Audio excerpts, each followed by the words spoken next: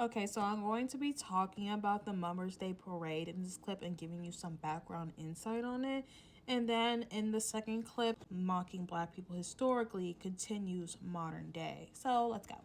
Is the Mummers Parade racist? Now, this is a parade that would happen in Philadelphia. This would happen every year.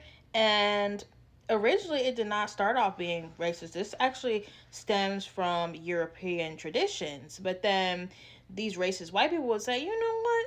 We're going to wear blackface to this thing. So they would do that. And then the Mummers Day Parade became a whole different thing than what it is supposed to originally be for. Now, people that are racist, like I said, would show up wearing blackface, and when African Americans would try to join them, they would say, "Get out of here," with the hard R, as you could tell if you could read lips. They imagine being a black person, right? Imagine being African American, you just trying to join in on the fun, and then you see someone who's painting their face to look like you, to mock you, because like I said, these faces would come from the minstrel shows to mock black people, to mock recently poor freed slaves, to mock the homeless. In your face, talking about, get out of here. You don't belong here. I don't know who told you could join in on the fun with us, but you're not joining it. So this parade became a whole different thing. They were also, it's not even just racism. They would also be anti-LGBTQ, sexist. They would not be culturally sensitive. They would just be wearing whatever they want to wear. Like, okay, whoa. And it's crazy to think just a simple parade would have such issues. Like, it is sickening. And it's so sad just to know, like, just a simple parade, blackface still carries on. A parade is for everybody to join. And yet, it wasn't. They finally decided, okay, in 1964, no more blackface. We're not doing that anymore. It's not allowed here. But then there'll still be instances after that they said, okay, that's enough, you can't do it. They would still do it. Like, it's crazy. Like, the obsession level to be racist, to just be ignorant, is insane. Just like people today, you try to tell them something, try to teach you something, they don't want to hear that shit. They just want to stay ignorant. It's insane. They would still, after 1964, there would still be instances of people being disgusting, showing up in blackface, just not giving a fuck. African American women and African Americans can be performers. So that started going on.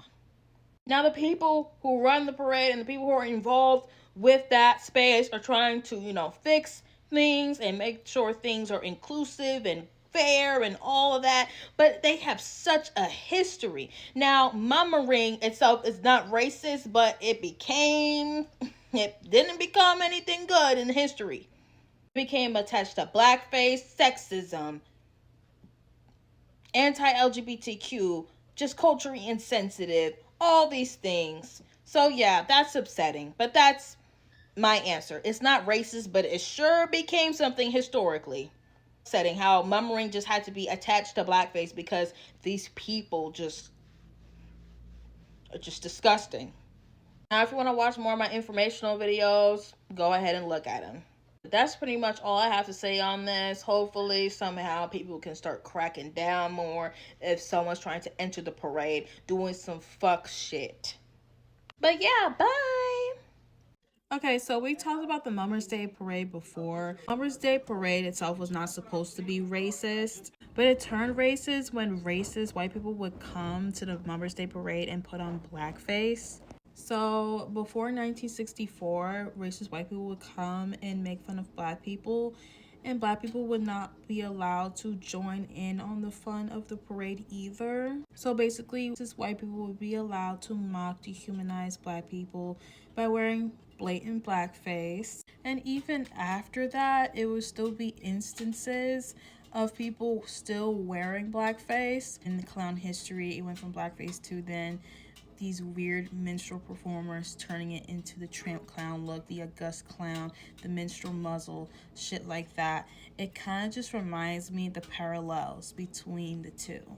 how people would wear blackface and then wear blackface in these different means and turning it into different ways to mock black people. And it happens even still to this day, where people would wear things like the minstrel muzzle, symbolism that I talked about in my videos, that these minstrel performers did to mock black people. Usually if you're like white, you don't really have to care about the symbolism of things that mean to black people. You don't have to care. Like, you can still wear the minstrel muzzle and feel fine because you're white. You don't have to care about black people's feelings and, oh, this is the symbolism over history that mocked black people. Like, oh, let me change my makeup, oh, let me do this. You don't have to do that because you're white. You don't have to care. And naturally, that's just the default of having white privilege. Like, that shit is so, like, beyond me and disgusting. But there's kind of no difference between that and difference between modern day, where people would wear the minstrel muzzle that literally historically comes from mocking black people's features, and they still wear it regardless because, you know, they're white and they don't have to care. Or if we want to take it a step further, they may not even care and may think some type of way about black people themselves and wear it. You may never know. And, you know, I was just thinking about stuff like that because, you know, it's Black History Month. I'm thinking about all the things my people went through. Something that no one would ever think about is the clown industry. Just thinking. But yeah.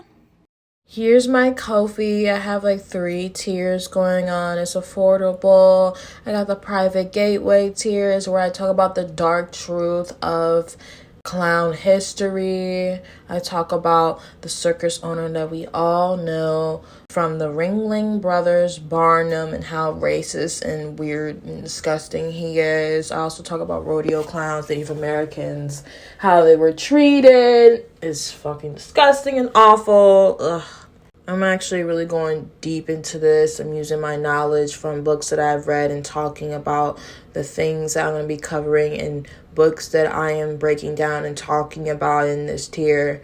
And then in my other tiers, I talk about clown history. I upload videos, stuff like that. Kind of giving you the basics if you've been watching me for a little bit. Just get you to understand. And then my $15 tier, which is for discussions. You want to DM me. You want to talk about some clown bitches. You feeling spicy. That's for that. But thank you guys for watching. Bye.